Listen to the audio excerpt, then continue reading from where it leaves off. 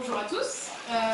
Donc, rapidement brosser un peu le portrait de l'Europe de la bio à ce jour et rappeler ensuite quelques chiffres sur les politiques publiques, et principalement les mesures d'aide à la bio dans les différents pays européens et voir un peu quelle stratégie nos voisins européens ont décidé de mettre en œuvre.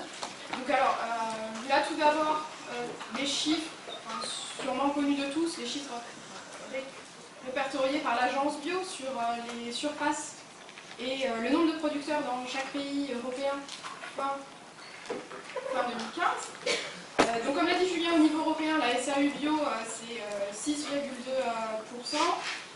En total d'hectares, on est à 11,2 millions et en nombre de producteurs, 270 000. La France se place au 3e rang en termes de surface, avec 1 375 000 hectares et malheureusement en 18e position pour ce qui est de la part de la bio dans la SAU totale, avec un peu moins de 4,9% des surfaces. Pour rappel, ou en tout cas pour avoir des chiffres en tête, le premier pays bio en termes de SAU, c'est l'Autriche avec 21% de ses surfaces en bio. Et en chiffres absolus, c'est l'Espagne qui a plus de 2 millions d'hectares en bio. Donc voilà un peu pour les chiffres européens. Après, si on se concentre un peu plus sur la France, 2016 c'est l'année de tous les records, avec 21 fermes converties par jour sur les 6 premiers mois.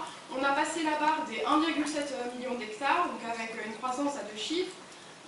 La SAU en bio a fortement augmenté, on passe à 5,7%, donc on se rapproche de la moyenne européenne. Et le nombre de producteurs a aussi augmenté et le marché de la bio s'élève à 7 milliards d'euros. Donc ici encore, croissance à 2 chiffres qui en fait rêver plus d'un. Mais on a un paradoxe en fait entre cette forte demande des consommateurs, ce boom des conversions, ce fort développement du marché. En face, on peut se poser la question de savoir si les politiques publiques sont vraiment en phase avec ces tendances. Et si on regarde plus précisément les budgets qui sont alloués à la bio dans la PAC, sur les 99 milliards d'euros du second pilier, c'est 6,3 milliards qui sont attribués à la bio, soit 6,4% du budget du FEADER, et au total seulement 1,5% du budget agricole européen. Donc c'est vraiment à mettre en perspective avec le développement de la bio qu'on veut. Et aussi pour le niveau français, le cofinancement s'élève à 1,4 milliard d'euros, donc ça c'est ce que met la France sur la table. Et je voulais aussi reprendre ce transfert interpilier qui est rendu possible par la PAC actuelle. Donc le transfert la PAC permet un transfert entre 0 et 15%, donc ça c'est à la liberté, à la discrétion des États. Et la France a fait le choix de mettre uniquement 3% de ce budget, d'effectuer la balance entre le premier et le deuxième pilier uniquement à hauteur de 3%. Donc on voit qu'il y a encore une marge de manœuvre qui est possible. Voilà. Ensuite, pour reprendre d'autres chiffres sur les mesures qui sont favorables pour encourager la bio, on voit que les pays ont vraiment une marge de manœuvre et peuvent réellement mettre en place une politique s'ils le souhaitent. Au Danemark, c'est 13,2% des PDR qui sont attribués à la bio. La moyenne européenne est à 6,4% et en France, on est seulement à 4,9%. Voilà, donc là encore, il y a une marge de manœuvre possible. Ensuite, si on regarde les enveloppes, en ce moment, il y a une grosse crise des budgets alloués à la bio pour les aides au maintien et les aides à la conversion.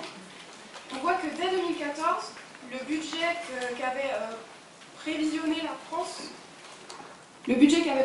la France était sous-dimensionné. Donc pour des surfaces en bio en 2014 qui s'élevaient à 1,1 million d'hectares, le provisionnement avait seulement été fait sur 935 000 hectares. Donc il y a un différentiel de près de 200 000 hectares non couverts par des budgets. Et dans le graphe qui est là, la France est ici. Et on peut voir à côté l'Espagne, ici même, où là c'est le pays où le différentiel est le plus grand. Il y a à peu près 400 000 hectares de bio qui ne seront pas financés. Mais si on prend des pays comme l'Italie ici, la Grèce ou alors la Finlande, on voit que c'est l'inverse. Ces pays ont réellement fait le choix de financer les surfaces et de mettre le paquet là-dessus. Donc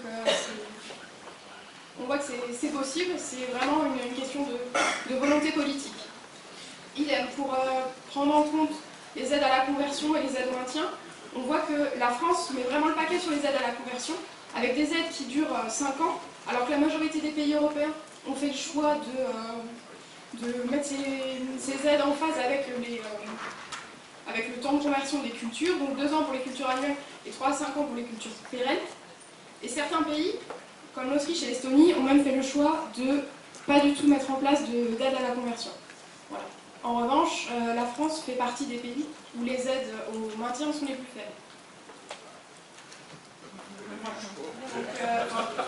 Donc, dans ce contexte-là, l'idée du débat d'aujourd'hui, c'était vraiment de se poser la question de savoir quelle politique publique on veut et quel bio on veut, quel bio français on veut. Merci Fiona.